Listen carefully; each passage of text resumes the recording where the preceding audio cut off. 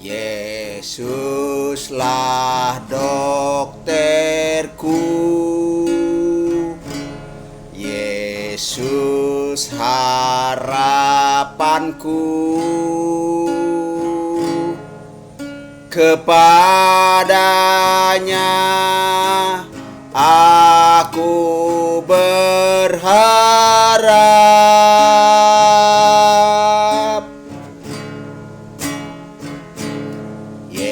Yesuslah dokterku,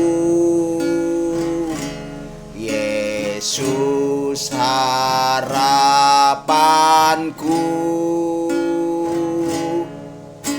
kepadanya aku berharap. Bersama Yesus ada masa depan, bersama Yesus masa depan cemerlang. Pasti. Kembali di renungan pagiku, ragiku bersama Pendeta Najarudin, kita terus membahas tentang mujizat yang dilakukan oleh Tuhan Yesus. Dan kali ini Yesus menyembuhkan hamba seorang perwira di Kapernaum. Dari kitab Injil Matius pasal 8 ayat 5 sampai ayat 13. Ketika Yesus masuk ke Kapernaum, datanglah seorang perwira mendapatkan dia dan memohon kepadanya, "Tuhan, hambaku terbaring di rumah karena sakit lumpuh dan ia sangat menderita." Yesus berkata kepadanya, "Aku akan datang menyembuhkannya." Tetapi jawab perwira itu kepadanya, "Tuhan, aku tidak layak menerima Tuhan di dalam rumahku. Katakan saja sepatah kata, maka hambaku itu akan sembuh. Sebab aku sendiri seorang bawahan dan di bawahku ada pula prajurit. Jika aku berkata kepada salah seorang prajurit ini pergi, maka ia akan pergi. Dan kepada seorang lagi datang, maka ia akan datang. Ataupun kepada hambaku, kerjakanlah ini, maka ia mengerjakannya." Setelah Yesus mendengar hal itu, heranlah ia dan berkata kepada mereka yang mengikutinya, "Aku berkata kepadamu sesungguhnya, iman sebesar ini tidak pernah aku jumpai pada seorang pun di antara orang Israel. Aku berkata kepadamu, banyak orang akan datang dari timur, dari barat, dan duduk makan bersama-sama dengan Abraham, Ishak, dan Yakub di dalam kerajaan surga. Sedangkan anak-anak kerajaan itu akan dicampakkan ke dalam kegelapan yang paling gelap. Di sana akan terdapat ratap dan kertak gigi." Lalu Yesus berkata kepada perwira itu, "Pulanglah dan jadilah kepadamu seperti yang engkau percayai." Maka pada saat itu juga sembuhlah hambanya. Saudaraku, tempat peristiwa adalah di Kapernaum. Yang sakit itu hamba seorang perwira. Tidak dijelaskan sakit apa, tetapi dikatakan tadi ya semacam stroke lah atau lumpuh. Sedangkan Injil Lukas menjelaskan hamba itu sedang sakit keras dan hampir mati. Perwira itu sayang pada hambanya, ia ingin hambanya itu sembuh. Karena itu ia datang kepada Tuhan Yesus mohon kesembuhan. Yesus mau datang, Yesus sudah bersedia, tapi perwira itu mencegahnya. "Jangan," katanya. Alasannya adalah dia merasa dia tidak layak menerima Yesus di rumahnya. Karena ia percaya akan perkataan Yesus. Perkataannya itu berkuasa.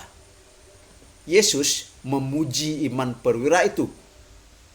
Injil Lukas menjelaskan bahwa perwira itu seorang yang baik dan seorang yang dermawan. Dia suka menyumbang dan dia senang membantu pembangunan rumah ibadat orang Yahudi, secara khusus yang ada di Kapernaum. Dan para tua-tua Israel merekomendasikan agar Yesus pergi menyembuhkannya. Ya. Kali ini nampaknya para imam setuju kalau Yesus berbuat sesuatu. Biasanya mereka tidak, atau mereka sinis, atau mereka iri hati. Saya pernah mengkhotbahkan dari nats ini tentang teladan dalam iman, dengan garis besarnya seperti ini: teladan dalam mengasihi, baik pada hambanya maupun pada orang Israel. Yang kedua, teladan dalam tindakan, yaitu perbuatan nyata. Yang ketiga, teladan dalam iman. Perwira itu menganalogikan dirinya dengan prajurit bawahannya, pasti taat akan perintahnya. Nah, saudaraku yang hamba Tuhan boleh memakai itu ya. Nah, jika mau terjadi mujizat dalam hidup kita, dalam keluarga kita, maka kita harus pertama, kita yakin akan janji Allah, kita pegang janji Allah, kita bersandar dan andalkan janji Allah itu. Yang kedua, kita lakukan firman Allah. Melakukan firman Allah berarti kita menghidupkan firman itu. Kata dan kalimat itu benda mati. Suara juga adalah hanya sarana. Namun tindakan melakukan firman adalah suatu cara mewujudkan mujizat terjadi. Yaitu kita menghidupkan kata yang mati itu, kita menghidupkan kalimat yang mati itu. Dengan perbuatan kita menjadi kata yang hidup dan kalimat yang hidup, dan itulah yang berkuasa. Kitab Yakobus mengajarkan iman saja tidak cukup, yakin saja tidak cukup, pegang janji Allah saja tidak cukup. Iman tanpa tindakan, tanpa perbuatan adalah mati. Yakobus pasal 2 ayat 17. Itu masih dalam kata atau di dalam kalimat yang mati, tetapi jika dilakukan, jika kata itu dilakukan, kalimat itu dilakukan, itu berkuasa. Itu menjadi mujizat. Saudaraku, kita sudah tahu ada 3 pandangan tentang mujizat. Tidak ada mujizat, itu cerita dongeng. Yang kedua, mujizat langsung itu sudah berhenti. Tuhan hanya memakai proses saja.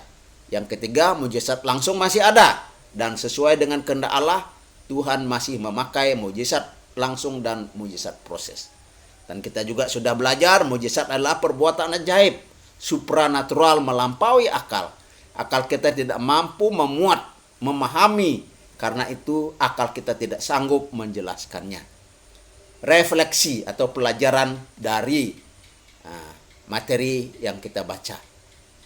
Jika Anda atasan, jika Anda bos, jika Anda pemimpin seperti perwira itu, apakah Anda care? Apakah Anda peduli pada anak buah? Kalau saudara pemimpin dalam satu perusahaan, apakah saudara care terhadap karyawan Anda?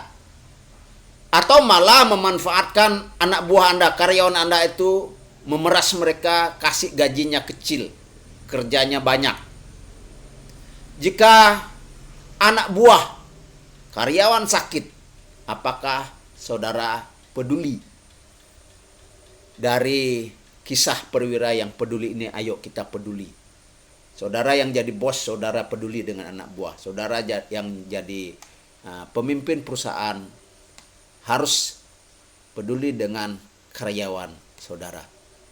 Jika Anda anak buah atau jika Anda karyawan, apakah sudah menyenangkan bos? Membuat usaha menjadi lebih sukses? Jika Anda seorang prajurit, apakah Anda taat kepada komandan? Jika Anda seorang bawahan, apakah Anda menyenangkan atasan Anda dengan cara yang baik dan benar? Jadi ada take and give. Give and take. Memberi dan menerima. Jika Anda seorang beriman, apakah sudah sungguh-sungguh beriman dalam ketaatan dan dalam memberi keteladanan?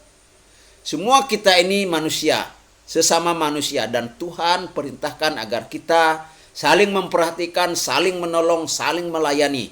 Dunia yang berdosa ini, yang rusak ini, egois. Ayo kita ubah dengan melakukan firman Tuhan.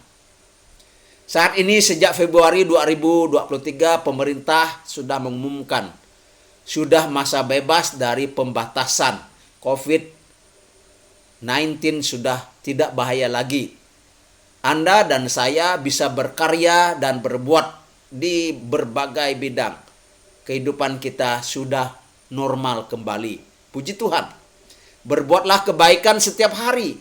Ada seorang guru pendidikan agama Kristen mengajarkan kepada siswanya, mendorong siswanya, coba kamu berbuat baik.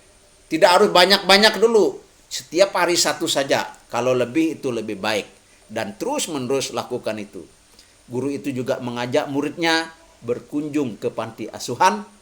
Dan guru itu menjadi teladan perbuatan baik bagi anak-anaknya. Pengurus panti memberi pemahaman kepada anak-anak panti bahwa bantuan atau donasi yang mereka terima adalah hasil dari perbuatan orang-orang baik. Oleh karena itu jangan lupa kebaikan mereka. Dan jika kalian nanti sudah dewasa, kalian sudah mandiri, kalian sudah dapat kerja, dapat penghasilan, ingat selalu berbagi. Orang-orang sudah berbagi dengan kalian. Kalian juga harus ingat perbuatan baik orang dan kalian lakukan perbuatan baik itu. Berbagi kepada sesama. Dan jangan lupa berbagi kepada panti asuhan dimanapun panti asuhan yang dekat dengan saudara. Tetapi juga berbagilah di panti asuhan yang pernah saudara tinggal di situ. Perbuatan baik seorang perwira, baik terhadap anak buahnya dan terhadap pembangunan rumah ibadat orang Israel, orang Yahudi adalah bukti imannya. Dia menghidupkan firman Allah itu. Dan apa yang diperbuatnya dicatat di dalam Injil. Ya, maksudnya adalah agar diingat dan menjadi inspirasi. Perbuatan kebaikan memang bukan untuk menyelamatkan. Karena kita yakin keselamatan kita terima dari Tuhan sebagai grace ataupun anugerah Allah melalui iman. Tetapi orang percaya yang sudah beriman, sudah diselamatkan, harus selalu berbuat baik. Jika Anda melakukan perbuatan baik itu adalah bukti daripada iman Anda.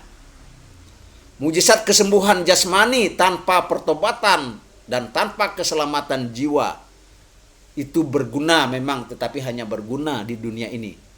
Jangan hanya cari yang sementara, tetapi mujizat yang terbesar adalah perubahan kelakuan, perubahan dari tidak selamat, dari binasa menjadi diselamatkan di dalam Yesus Kristus.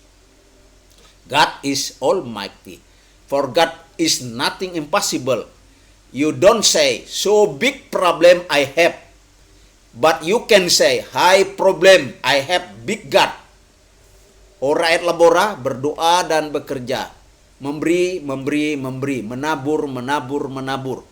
Suatu saat Anda pasti menuai. Jika tidak saat Anda hidup, anak atau cucu Anda akan menuainya. Percayalah, mujizat masih ada. In God we trust. Without God we are nothing. With God we can do anything. Be wise, be smart. Kelola potensi Anda, kembangkan potensi Anda, abaikan ejekan dan hinaan orang lain. Anggap itu sampah, anggap itu pecut untuk maju lebih kencang. Saya mau kita semua diselamatkan jasmani dan terlebih rohani. Tapi saya juga ingin Anda diberkati dengan kesehatan jasmani dan kesehatan rohani. Ayo percaya dan ayo ikut Yesus. Ia mengasihimu, Ia menunggumu, Ia berkuasa atas segala penyakitmu untuk membimbingmu. Lebih lanjut, datanglah pada pendeta, datanglah kepada penginjil, kepada hamba Tuhan, atau hubungi ya nomor WA saya, Pendeta Najarudin, 0853 8897 9520. Pendeta Najarudin. Love never die. Love make you happy. Bersama Yesus ada masa depan. Bersama Yesus masa depan cemerlang. pasti, pasti, pasti. Haleluya.